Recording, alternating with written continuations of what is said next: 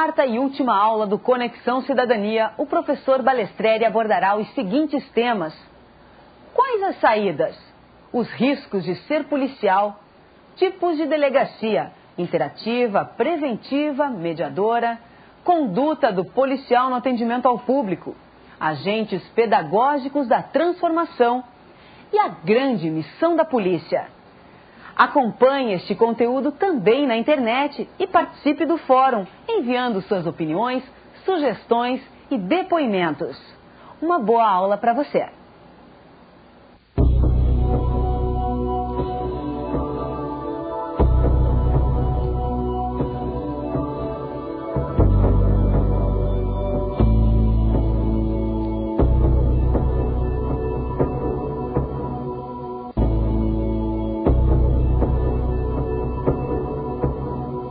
Mais uma vez, bem-vindos, minhas amigas e meus amigos, que aqui estão e todos os que nos assistem.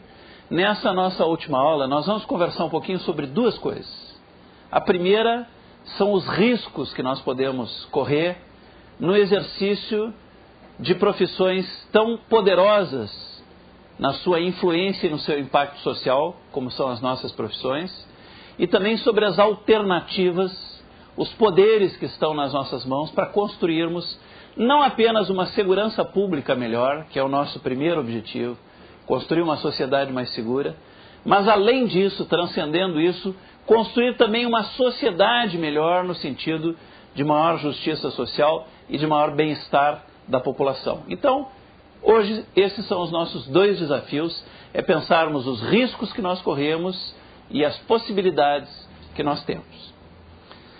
Em primeiro lugar, queria chamar a atenção nossa para, ao lado das imensas possibilidades que nós temos de fazer um benefício à sociedade, também as possibilidades que nós temos de cometer erros que são depois de difícil resolução.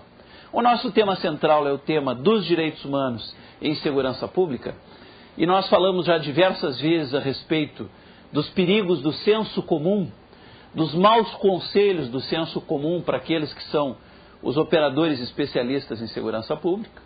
E dentro desse contexto, então, é importante nós lembrarmos alguns perigos que são mais típicos de profissões detentoras de muito poder. Tem um primeiro perigo muito sério, que é típico do senso comum, que a gente batizou, que a gente chama do mito da sereia. Eu não sei se todas e todos vocês lembram do mito da sereia.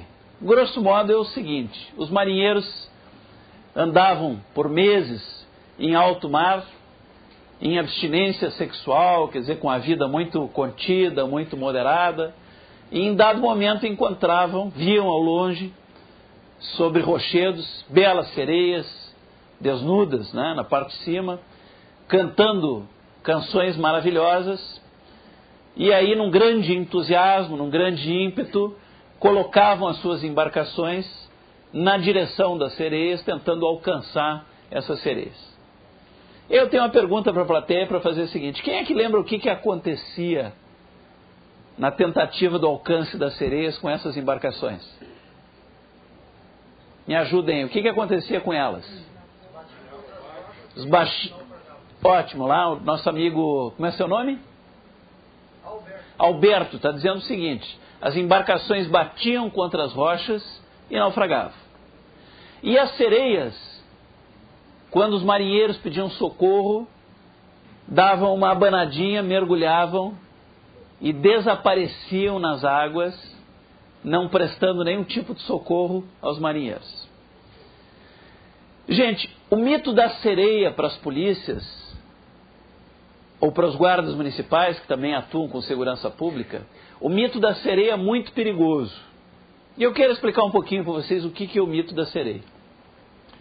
A população, de maneira bem intencionada, mas sem conhecimento científico, premida pela falta de segurança, temerosa diante de uma sociedade cada dia mais violenta, sem se sentir amparada no seu ir e vir para o trabalho, para a diversão, temendo às vezes pela vida e pela segurança dos seus filhos e filhas, adolescentes, que naturalmente saem à noite para as festas, e assim por diante. Essa sociedade profundamente atemorizada, se sentindo desamparada por um sistema que funciona mal no campo da segurança pública, ela olha para os policiais e lança aos policiais o mito da sereia. E o mito da sereia é mais ou menos o seguinte: senhora policial, senhor policial, nós estamos trancados nas nossas casas enquanto os bandidos estão soltos nas ruas. Aí lança-se sobre vocês mais uma questão que tem grande efeito emocional sobre vocês, porque vocês sentem na pele as dores disso. Dizem o seguinte: vocês prendem hoje, e amanhã eles estão soltos novamente. Vocês arriscam a vida por nós, mas esses bandidos não ficam atrás das grades. Isso pega forte na polícia, que arrisca a vida por nós, né? Nós estamos aí desassistidos. O Poder Judiciário não nos dá assistência nesse sentido. O Legislativo não funciona mal, né? As coisas todas estão soltas. Nós estamos aqui desesperados com o volume de criminalidade, com a insegurança pública. Senhores policiais, sejam os nossos heróis. Nos ajudem. Resolvam para nós essa situação que ninguém resolve. Nós estamos abandonados. Em nosso nome, prendam, julguem e executem. Nós vamos carregá-los em glória, se vocês fizerem isso. Esse é o mito da sereia, com a sua bela canção. Se os policiais, os nossos especialistas em segurança pública, não interpretarem esse cântico como um cântico ilusório, hipnótico, mas absolutamente improcedente, inverídico e irresponsável, ainda que feito sob o impacto do desespero, da falta de sensação de assistência, da falta de sensação de acolhimento, se os policiais, no seu patamar de especialistas racionais, conhecedores do tema da segurança pública, se deixarem encantar pelo cântico popular da sereia e realmente se transformarem não nos heróis, mas nos anti-heróis, naqueles que solitariamente procuram substituir um sistema que não funciona bem, quando estes policiais se envolverem nesse tipo de ação, as sereias abanarão para eles, se retirarão de cena e eles estarão absolutamente sozinhos. Deixa eu explicar um pouco melhor o que eu quero dizer com isso. Tem um amigo meu, muito querido, delegado de Polícia Civil, que algum tempo atrás eu encontrei. Ele é um grande contador de histórias, é um grande anedotista, sabe contar uma piada como ninguém, sujeito extremamente extrovertido. E ele faz um grande sucesso normalmente nas festas. Rapidamente ele está cercado por um grupo de pessoas que o festejam. E algum tempo atrás eu o encontrei bastante entristecido. E disse: olha, o que está acontecendo com você? Ele disse: olha, Ricardo, eu sou uma pessoa muito extrovertida, grande parte da minha vida eu dedico às relações sociais, você sabe que eu sei contar muito bem uma história, eu nas festas sou bastante incensado pelas pessoas, mas eu comecei a ficar muito triste pelo seguinte: eu às vezes estou cercado de gente, todo mundo dando risada das minhas histórias, me festejando, até que chega um momento fatídico, até que vem a chamada pergunta fatídica. E eu disse: mas que pergunta é essa?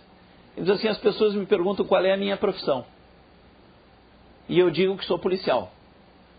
E ele diz: Ricardo, é como declarar uma doença contagiosa. Em 10 minutos não tem mais ninguém. O que há? Será que o que eu estou fazendo não é algo importante socialmente? Ele diz: não, você está fazendo uma das coisas mais nobres que existem. Mas e por que as pessoas se retiram? Talvez porque haja historicamente consubstanciado esse mito do cântico da sereia popular em relação à polícia, né? Deixa eu brincar um pouquinho com vocês. Trabalhando no estado da Bahia, com policiais militares muito queridos também, um sargento me ouviu contar essa história e disse assim: mas professor, eu tenho uma história muito parecida. Se eu trabalho num bairro muito perigoso, e eu já notei o seguinte: quando eu estou fardado de dia no ponto de ônibus, quando eu estou fardado à noite no ponto de ônibus, que é o horário mais perigoso, fica todo mundo bem pertinho de mim. Quando eu estou fardado de dia no mesmo ponto de ônibus, fica todo mundo uns 3 passos atrás de mim. O que o sargento está querendo me contar com essa história?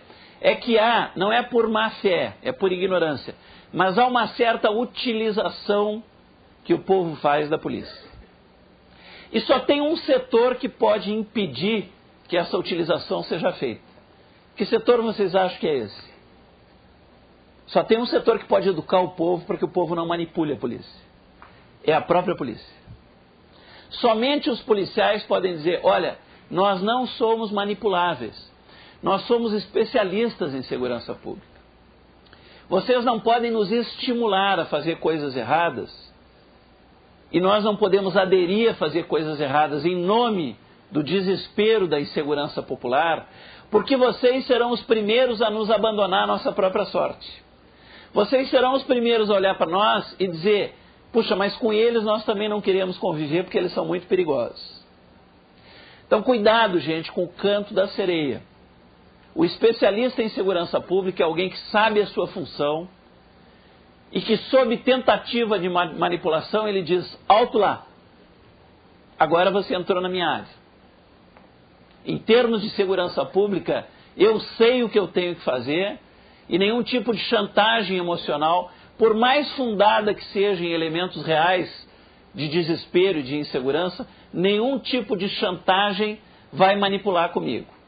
Eu não vou tentar ser herói e acabar virando anti-herói, aquele que é estigmatizado e isolado da população. Um profissional de poder que assim age, ele se dá o respeito e ele impõe respeito nas suas relações sociais.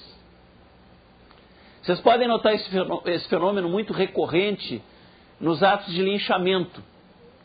Teve um policial um dia, nessas minhas andanças pelo Brasil, que me dizia assim, professor, quando eu impeço algum linchamento, ele é de um estado onde com alguma frequência ocorre linchamento, quando eu impeço algum linchamento, as pessoas dizem impropérios para mim, elas ficam contra mim. E eu disse, só aparentemente. Mas elas vão ter certeza que ali tem uma autoridade. Ali tem alguém que baliza. Ali tem alguém que respeita a lei e os valores morais. Se você permitir o linchamento, aparentemente eles vão gostar, mas eles vão dar as costas e vão ter o mais absoluto desprezo e desrespeito por você. Você é a autoridade, você faz o papel de paternidade e de maternidade na limitação do descontrole da comunidade. Ora, se o agente da lei não atua conforme a lei e a moralidade, ele está indiretamente propondo, estabelecendo e autorizando o caos e o descontrole social. Então, o risco no campo dos direitos humanos que nós não podemos correr é o risco da manipulação social.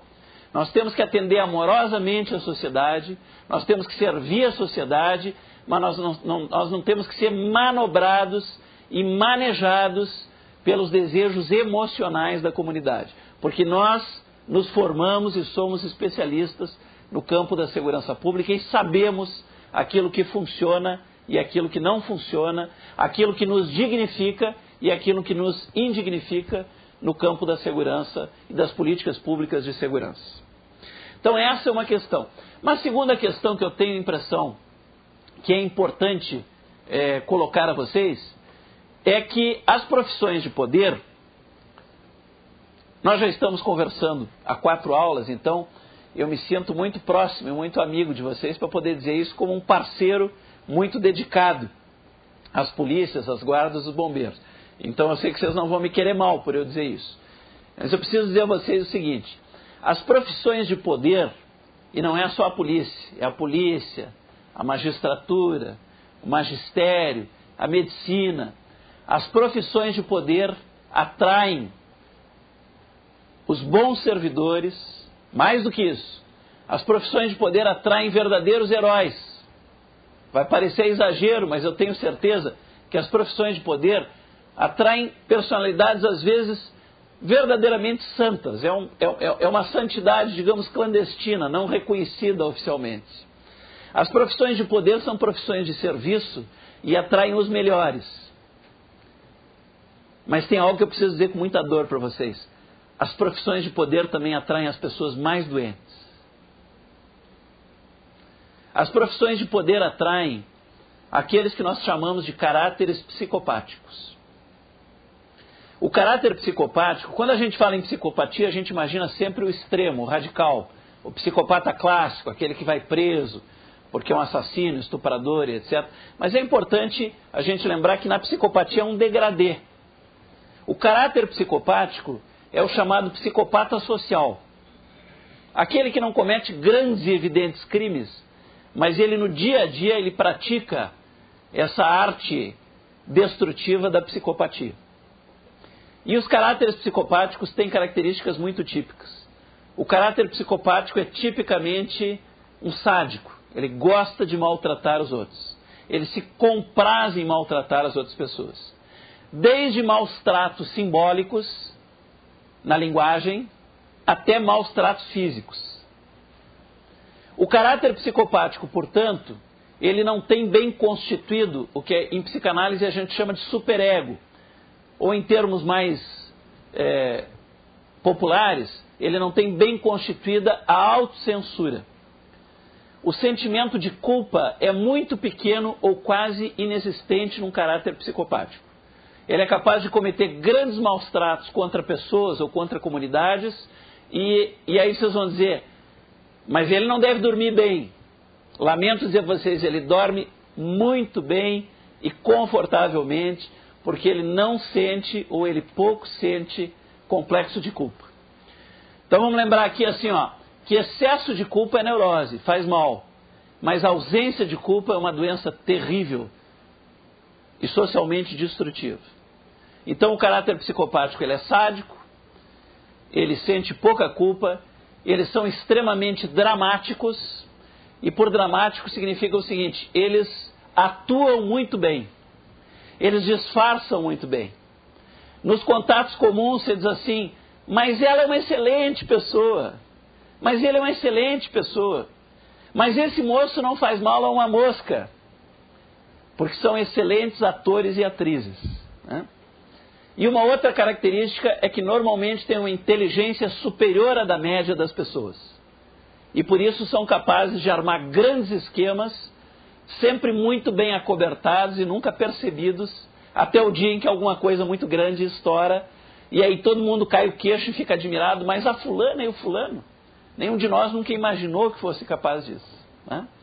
Pois a má notícia para vocês é o seguinte, as profissões que atraem os heróis e as heroínas são também as profissões que atraem as pessoas mais profundamente doentes e destrutivas. E aí, gente, é preciso estar muito de olho. Permitam que eu diga a vocês o seguinte, a polícia é uma profissão para gente digna, nobre, para gente de primeira grandeza. Não é profissão para qualquer um. Guarda municipal não é profissão para qualquer um. Bombeiro não é profissão para qualquer um. É para gente de muita fibra e de muito senso moral. Mas estejam atentos, porque os mais doentes, os mais destrutivos, os mais perigosos vão querer entrar na corporação de vocês. Porque ela dá a vocês um grande poder, ela põe ao alcance de vocês uma arma ou uma tonfa, ela coloca sobre o corpo de vocês uma distinção social, e isso faz parte também da teatralidade do caráter psicopático. Ele vê uma farda, ele se encanta, ele fala, nossa. Ele vê um distintivo bonito desse da Polícia Civil, e os olhos dele brilham. Ele fala, nossa, eu com esta farda, ou com este distintivo para esfregar na cara dos outros, né? E com esse poder todo, saia de baixo, ninguém me segura. E ele tenta entrar. Ele tenta entrar. Então nós precisamos, nas instituições de segurança pública, nós precisamos muito fortemente de duas coisas. Critérios extremamente rigorosos de seleção, mas não bastam os critérios de seleção, porque os caráteres psicopáticos são tão inteligentes que conseguem inclusive enganar com muita perfeição e muita acuidade bons psicólogos. Nós precisamos de critérios de seleção e precisamos de critérios de permanência nas corporações de segurança pública. Critério de permanência significa acompanhamento. acompanhamento constante. E se vocês permitem a palavra de um amigo, que, como eu disse, tem dedicado a vida às forças de segurança pública, eu queria dizer assim, vocês escolheram uma profissão tão nobre, tão bonita, tão encantadora, não permitam que esse tipo de gente macule a profissão maravilhosa que vocês escolheram. Pessoal, um desses ou uma dessas faz um estrago tão grande que às vezes leva décadas para conseguir reconstruir a imagem de uma corporação. Nunca deem cobertura para esse tipo de gente, porque esse tipo de gente não dá cobertura para ninguém. Nunca digam que dá cobertura para esse tipo de gente é ética profissional, porque isso não é ética, isso é a antiética.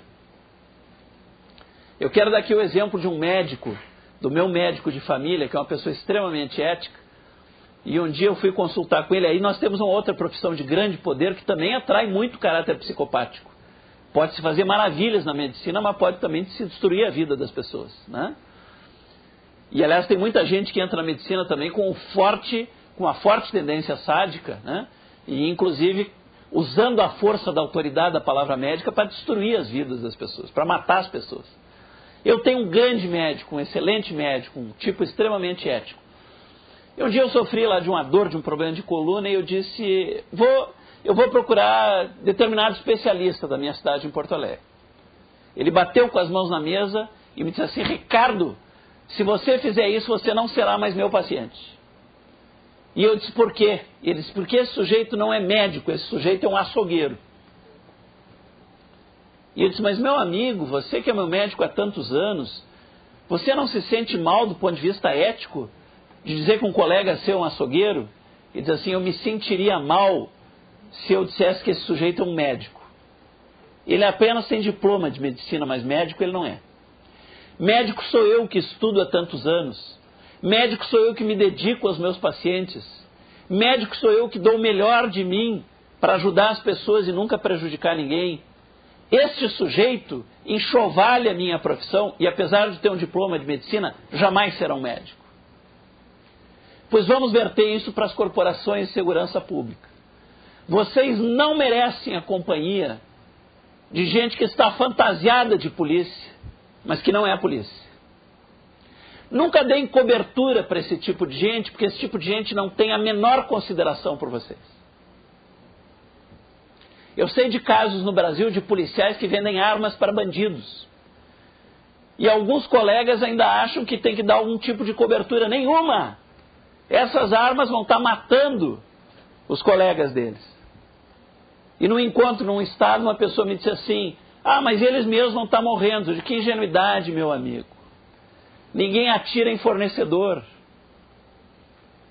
Você atira para cima, você atira para o lado, ninguém mata fornecedor. Como é que você vai dar cobertura para alguém que vende as armas que está te matando, que estão te matando? Então, senso ético não é passar a mão por cima, não é dar proteção. Senso ético é considerar colega aqueles que realmente prezam, enobrecem e dignificam a profissão que foi feita para gente nobre e digna. Muito cuidado, portanto, com os infiltrados. Com todo respeito aos direitos humanos, o que eu vou dizer não tem um sentido físico, mas simbólico. Caráter psicopático, a gente não sabe como curar do ponto de vista psicológico. Ignorância tem cura, psicopatia não tem. Se alguém age mal por ignorância e a gente dá uma boa educação, essa pessoa pode se converter, ela pode mudar a sua postura. Tem que também cuidar a diferença entre ignorância e caráter psicopático, né? Eu tenho amigos policiais que hoje são grandes promotores de direitos humanos e que no passado cometeram atos terríveis de violação de direitos humanos. Mas quando entraram em contato com um trabalho educativo, quando leram bons livros, me procuraram e disseram, Ricardo, um deles, que é um grande promotor de direitos humanos, me procurou um dia e disse, Ricardo, eu gostaria de ser um promotor de direitos humanos, um protagonista disso como você propõe nos seus livros. Mas eu não sei se eu posso. E eu disse, por quê? Ele disse, porque eu fiz muitas barbaridades no passado. E eu gostaria de confessá-las a você. Eu digo, olha, eu não sou padre para ouvir confissões, mas se você quiser um ouvido amigo, fique à vontade. E ele me contou coisas de arrepiar os cabelos. E ao final disso me disse, será que eu tenho chance de mudar? E eu disse, tem. Porque se você fosse um caráter psicopático, você nunca faria uma autocrítica, você nunca confessaria nada e você não daria isso a menor importância. Se você dá importância, é que você tem chance de mudar. E hoje, no estado dele, ele é reconhecido pela polícia como um dos maiores e melhores promotores de direitos humanos. Então, ignorância tem cura. Psicopatia não tem. Então, de maneira simbólica, o que eu vou dizer não é físico, mas é simbólico. Para caráter psicopático, imiscuído, invadindo, infiltrado na profissão policial, só tem um caminho, é chutar a porta fora. Não é que a gente vá chutar fisicamente mesmo, que violaria os direitos humanos, né? Mas é simbolicamente chutar a porta fora. São pessoas que não mudam, são pessoas insensíveis, são pessoas que se comprazem na violência e que se comprazem no poder de maltratar a sociedade, né? É diferente uma pessoa que usou mal a arma de fogo, por exemplo, por ignorância, e que, sendo bem educada, passa a usar corretamente, da pessoa que marca com orgulho quantos matou no cano da arma, e que mostra aquilo com profundo orgulho de ter feito matança. O primeiro caso tem cura, o segundo, a única cura é a porta da rua. É impedir que essa pessoa faça um mal muito grande à sociedade, detendo o grande poder que detém um policial, ou que detém um bombeiro, ou que detém um guarda municipal. Será que eu estou dizendo isso para defender bandidos? Está lá o professor Ricardo, que é dos direitos humanos, dizendo isso para defender os bandidos. Não. Eu estou dizendo isso para defender os meus amigos policiais. Eu não sou policial, mas gostaria muito de ser. Tenho um encantamento, né? Quando eu pensei seriamente em ser policial, uma amiga minha, delegada federal, me disse assim, você já está muito passado, está muito velho, não vai passar no exame físico. Aquele da corda, que tem que pular o muro e tal, você fica no meio do caminho. Então me conformei a ser um amigo e um ajudante da polícia, que é isso que eu estou fazendo, né? E eu estou dizendo isso não é para defender bandido. Vamos sair fora desse jargão negativo de direitos humanos. Eu estou dizendo isso a vocês para defender a polícia. Eu não quero ver dentro da polícia essa profissão que me encanta tanto, que chamou a minha vida a isso. Eu não quero ver dentro da polícia essas laranjas podres, como a gente diz no popular, que causam um estrago generalizado. E quero pedir a parceria de vocês para que vocês evitem ter ao lado de vocês esse tipo de gente. Vocês não merecem, pessoal. Vocês não merecem convívio com esse tipo de gente. Vocês merecem ser aplaudidos pela sociedade. Vocês merecem ser respeitados pela sociedade. Vocês merecem ser amados pela sociedade pelo alto valor que vocês têm arriscando a vida de vocês diariamente por todos nós. Não permitam que gente desse tipo enxovale uma escolha tão linda, uma vocação tão linda como a vocação que vocês têm. Jamais deem proteção, porque isso não é ética profissional. Isso é equívoco do ponto de vista de juízo moral. Esse é um grande risco também que nós corremos no campo de direitos humanos quando a gente fala de segurança pública. E o outro grande risco, o terceiro grande risco é o seguinte, é nós desanimarmos. Vamos ser francos, nós sabemos que não é fácil ser polícia. Não é fácil ser polícia, não é fácil ser bombeiro, não é fácil ser guarda municipal. De maneira geral, nesse país, os salários são ruins, as condições de trabalho são muito precárias, a compreensão do público e da mídia é também muito precária, né? É uma lide muito dura e pouco reconhecida, e muitas pessoas sofrem o risco de desanimar, de desistir no meio do caminho, de, como se diz popularmente, ir empurrando com a barriga, de transformar essas profissões em bico, e aí o sofrimento é muito grande. De ficar nessas profissões até conseguir uma coisa melhor. Vocês nunca escutaram isso? Eu estou aqui até conseguir uma coisa melhor. Nada lhe impede de mudar de profissão. Agora, não trate uma profissão tão magnífica como, por exemplo, a polícia, ou como bombeiro, ou como guarda municipal. Não tratem profissões tão magníficas como essas, como só uma coisa de passagem, um momento de passagem. Você tem até o direito de mudar depois se você quiser, mas no tempo presente, enquanto você está fazendo, tenha amor por isso, tenha paixão por isso. É bonito demais para você ter menos do que paixão. Não desanimar significa particularmente, não passar a maltratar o público, não passar a desatender essas pessoas que são objeto da nossa paixão e do nosso serviço. Vocês já viram que eu gosto de exemplo prático, né? Deixa eu contar um exemplo prático. Eu já contei alguns de polícia militar, para não ficar parecendo só um lado. Deixa eu contar um agora da minha querida Polícia Civil também, com quem eu comecei trabalhando lá no Rio Grande do Sul, há muitos anos atrás, na Cadepol, né? Esse exemplo não é da Cadepol, mas eu tenho ali 17 anos já também, além das polícias militares, bombeiros e guardas, de dedicação também à Polícia Civil. Então, são dois exemplos, um crítico e um outro exemplo muito positivo, e que eu quero contar a vocês para mostrar como é que alguém, tendo uma profissão tão linda, pode desistir e passar a tratar mal o público, né? Vamos começar pelo bom exemplo. Eu, numa ocasião, liderando uma grande organização, uma organização da sociedade civil, nós fomos enganados por um falso contador. Tivemos um grande prejuízo material e tivemos também um grande prejuízo moral. E aí eu fui fazer o registro da ocorrência, porque esse contador, inclusive, não tinha nem registro na Associação de Contadores. Eu fui registrar o BO numa delegacia de polícia. Ora, apesar de trabalhar tantos anos com a polícia, eu confesso para vocês que eu fui me arrastando para a delegacia.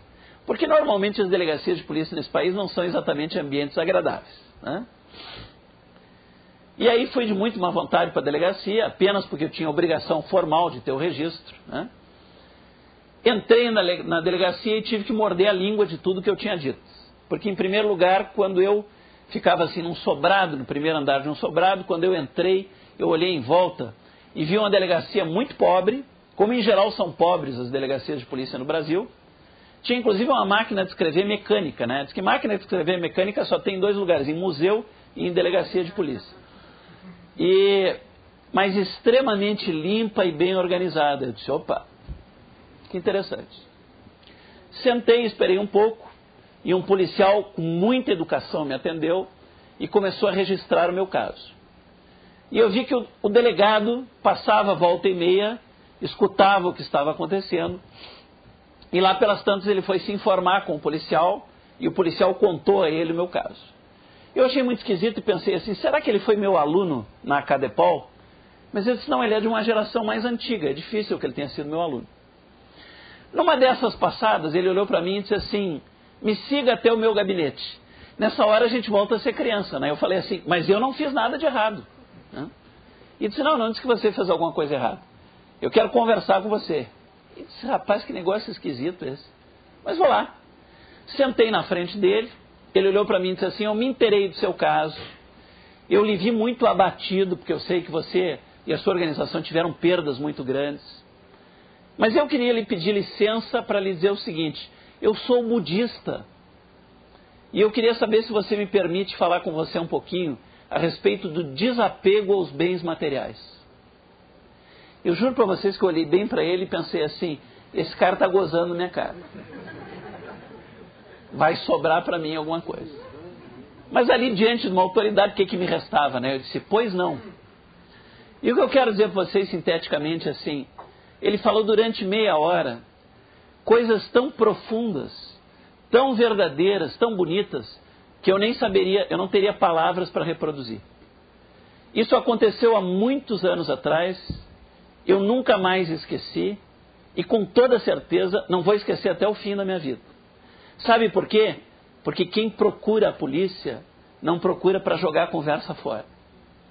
Quem procura a polícia procura com muita ansiedade, com muita dor. E em situações de muita ansiedade e dor, nós estamos profundamente abertos aos bons e aos maus aprendizados. E eu aprendi coisas que se incorporaram muito profundamente na minha vida com esse bom policial. Eu saí da delegacia, mesmo enganado, mesmo lesado, mas eu confesso para vocês que eu saí da delegacia como quem sai de um templo. Feliz, leve, com tudo que tinha me acontecido. E aí cunhei um termo que eu sempre uso nas minhas palestras. As delegacias de polícia, por mais estranho que isso pareça, são recintos sagrados da cidadania. Recintos sagrados da cidadania. A delegacia de polícia é um lugar que exige muito cuidado, muito esmero, muito respeito dos operadores que lá estão, porque aquele é um recinto de acolhimento dos dramas e de sofrimentos dos nossos cidadãos brasileiros. Agora eu tenho que concluir para vocês contando um outro exemplo negativo. E é aí que eu quero falar da síndrome da desistência. De quem joga para o alto, de quem não acredita mais, de quem perde a beleza da vocação que tem. Eu estava, numa ocasião na cidade de São Paulo, evidentemente eu não estou dizendo com isso que isso ocorra nas delegacias todas de São Paulo.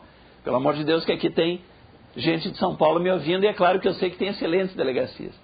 Eu estou falando de São Paulo, estou dizendo a cidade para vocês terem ideia da megalópole e das distâncias que eu tive que percorrer. Eu tinha muito trabalho a fazer durante um dia e eu de táxi percorri uns 4 lugares numa manhã. Terno, gravata, roupa de trabalho, uma grande agitação, eu tinha várias reuniões em lugares diferentes. Quando eu cheguei no meu hotel e eu coloquei a mão no bolso, eu percebi que eu tinha perdido todos os meus documentos. Cartões de crédito, carteira de identidade, tudo isso. Quando a gente perde todos os documentos, a gente tem 2 sensações. Primeiro, eu me senti muito idiota. Não se justifica, mas eu me senti muito idiota por ter perdido meus documentos. Depois, pessoal, eu lembrei do tempo que eu ia perder para fazer aquilo tudo de novo. Mas aí eu tinha experiência daquela anterior, daquele policial, que era um grande policial que inspirou a minha vida. Eu falei, não, eu não vou ter preconceitos. Tem a 3 quarteirões daqui uma delegacia, meio-dia, deve ter pouca gente, eu vou lá fazer o BO.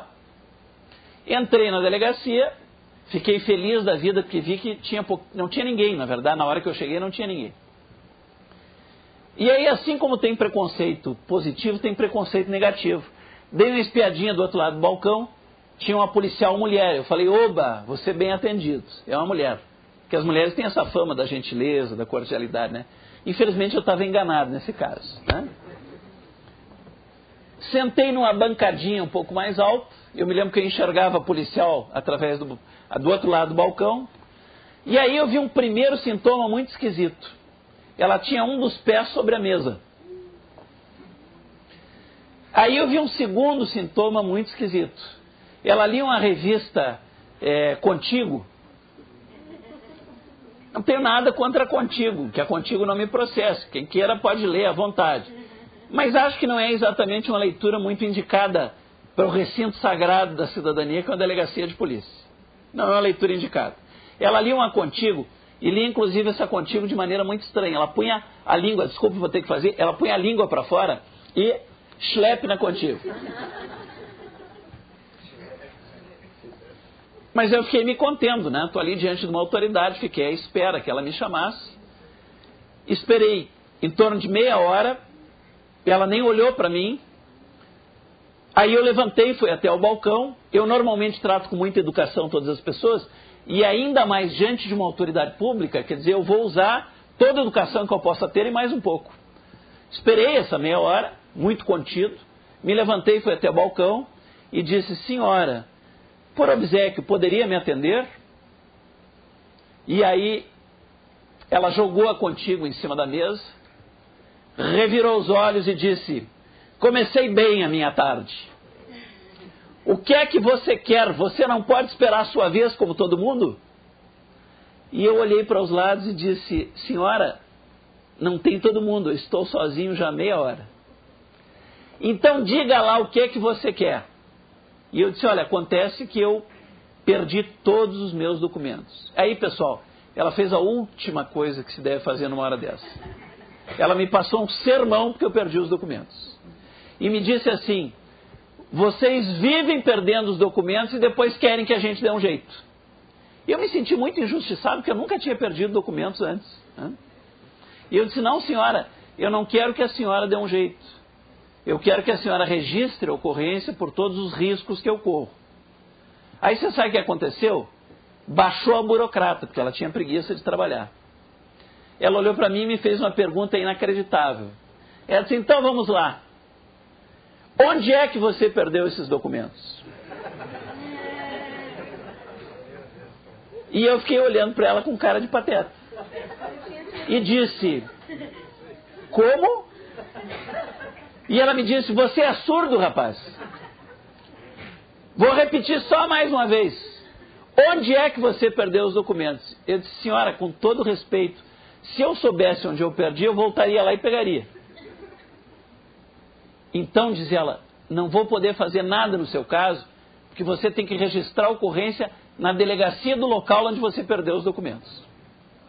Bom, eu já ia indo embora, desencantado, quando ela me chamou de volta. Espera aí, venha cá. Eu disse, o que houve? Faltou alguma coisa? Faltou. Notei uma diferença no seu sotaque. Você é de onde? Eu disse, eu sou gaúcho. Então sente aí que eu vou lhe atender, mas é só porque gosto de gaúchos. E eu pensei assim, mas que bom critério para um servidor público, hein? Que bom critério. Ainda bem que não era de algum estado contra o qual ela tivesse preconceito, né? Você sabe o que me ocorreu nessa hora, pessoal? Eu entrei de terno, de gravata, bem falante, e fui atendido dessa forma. E se eu tivesse entrado de chinelinho de dedo e de roupinha rasgada, tinha acabado preso por desacato à autoridade. E aí, quando terminou o episódio, eu não consegui nem ter raiva, porque eu pensei assim, pobre criatura que escolheu uma profissão maravilhosa, cheia de dramas, cheia de sofrimentos, mas nem por isso menos maravilhosa.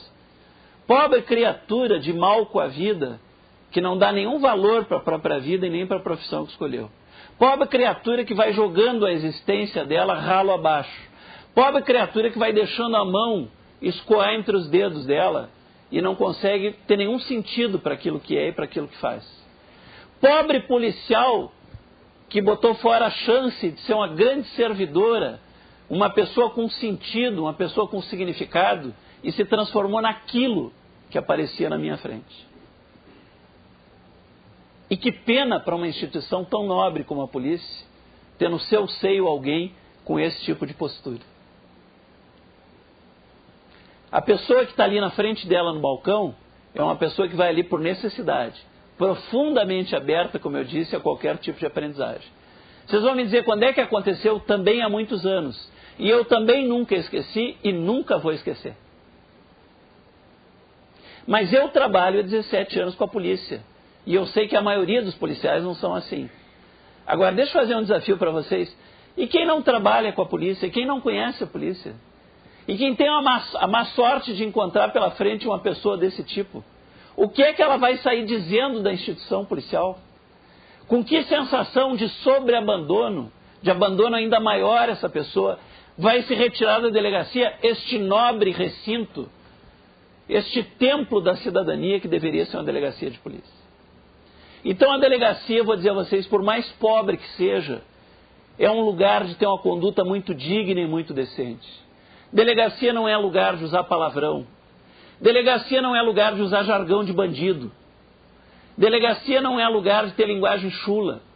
Delegacia não é lugar de destratar as pessoas. A delegacia é o lugar da acolhida, do recebimento, de trazer para a pessoa aquela segurança psicológica que está faltando naquele momento duro que a pessoa está vivendo. Eu quis contar esses dois exemplos para dizer para vocês assim, um bom policial, ele faz maravilhas com as pessoas que ele atende, com a sociedade que está em volta. Um mau policial destrói como ninguém. Como eu sei que eu estou falando para bons policiais, o sentido de eu dizer isso para vocês é incentivá-los a não desistir. Não desistam nunca. Quando sofrerem as dores típicas das dificuldades, pensem assim, mas tem uma coisa que ninguém me tira. É a beleza dessa profissão que eu escolhi. É a chance de chegar perto, lá no coração, no mais íntimo, nos momentos de maior dor, de angústia, de sofrimento das pessoas que eu estou atendendo. É poder um dia olhar para trás a minha vida e dizer, Deus, muito obrigado, a minha vida valeu a pena, porque eu soube utilizá-la com sentido. Toda essa nossa conversa que nós estamos encerrando hoje sobre direitos humanos, ela é uma conversa que tem esse sentido. Quer dizer a vocês, parabéns, parabéns a vocês que estão aqui, parabéns aos que nos assistem, parabéns pela profissão que vocês escolheram, parabéns pela vocação de vocês, parabéns pela missão de vocês. Aproveitem bem, Não deixem escapar essa chance que a vida, e no meu entender espiritual, que Deus deu a cada um de vocês. Não deixem escapar. Eu encerro mais uma vez com uma metáfora.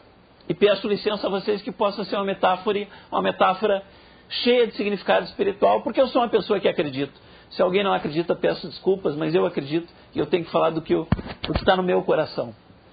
Eu tinha dito a vocês, em uma aula passada, que um grande mestre pedagógico da humanidade foi Jesus. E eu tinha dito que não é propaganda de religião nenhuma e não é mesmo. Foi um grande mestre pedagógico da história da humanidade. E era também um grande estrategista. Um homem que transformou a face do mundo com uma dúzia de pessoas muito mal preparadas, vamos ser francos, né? Quando Jesus falava para os multiplicadores do seu tempo, ele dizia uma coisa que eu quero pedir licença a cada um de vocês que está aqui hoje, a cada um dos que nos assiste. Quero pedir licença para dizer ao coração de cada um de nós. Quando Jesus olhava para os multiplicadores do seu tempo, ele certamente percebia que as transformações do mundo, esse fogo positivo que podia fazer o mundo arder, o coração do mundo arder, tinha que necessariamente passar pelas mãos, pelos corações e pelas mentes desses multiplicadores. E quando ele falava com os multiplicadores do seu tempo, ele dizia algo que eu quero pedir licença para repetir para nós que estamos conversando aqui hoje. Ele usava 3 metáforas simples, pequenas, mas prenhes de significado, que nós chamamos tecnicamente de metáforas de proporção, porque o que importa é o tamanho das coisas. Metáfora de proporção é uma história simbólica, onde o que importa é o tamanho das coisas. E Jesus dizia assim: vocês são o sal da terra, o fermento na massa e a luz do mundo.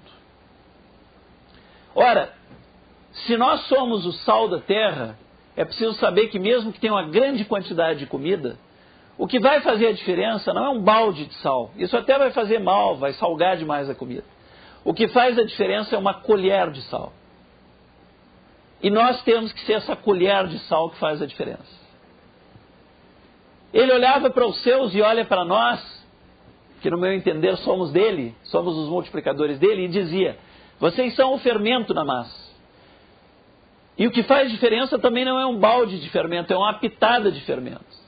Nós temos que ser essa pitada de fermento que transforma a massa informe, intragável, num bolo, num alimento gostoso.